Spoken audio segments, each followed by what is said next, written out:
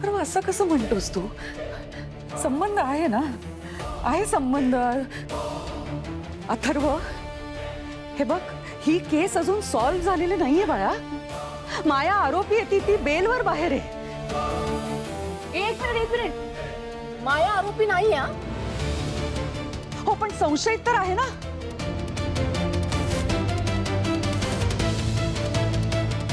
आणि ते out house जिथे जिथे अंबिकाचा खून झाला त्या जागी महत्वाचा पुरावा आहे अथर्व.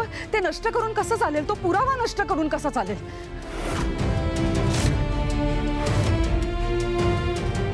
आईसाहेब, पण माया तर म्हणते की तुम्हीच तिला खून करायला सांगितलं होता.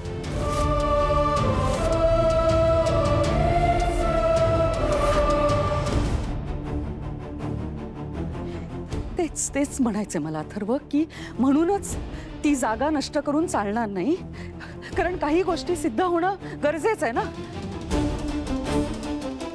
आणि तसं जर का झालं नाही तर माझ्या सुनेला न्याय कसा मिळणार अथर्व? मंजिरी, ज्या व्यक्तीने खून केलाय तीच व्यक्ती न्याय मिळवून देणार? हा? हे बघ, ऐक अथर्व. आई तूच बोलतीयस. हो, मीच बोलतेय. हे बघ, काही गोष्टी कायदेशीर असतात, त्यामुळे आपल्याला ते आउट हाऊस नष्ट करून चालणार नाही.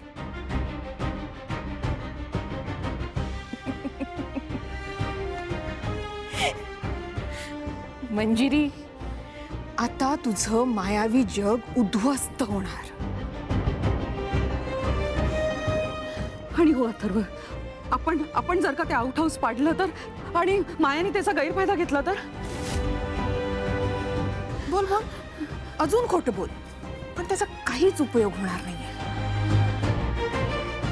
हे बघ अथर्व, ते आउट हाऊस म्हणजे महत्वाचा पुरावा आहे. हा, आणि ते जर का पाडलं तर पुरावा नष्ट होईल. काय उपयोग आहे त्याचा? लाव मंजिरी, अजून जोर लाव. पण आता अथर्व तुझं काहीच ऐकून घेणार नाही, कारण तुझा अंत आता जवळ आलाय. नाही.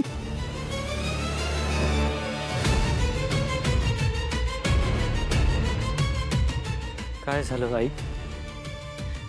नाही नाही नाही, मी मी मी ते आउट हाऊस तुम्हाला नष्ट नाही करू देणार. मी काही झालं तरी. हे बघा अथर्व, तुला माझी शपथ आहे.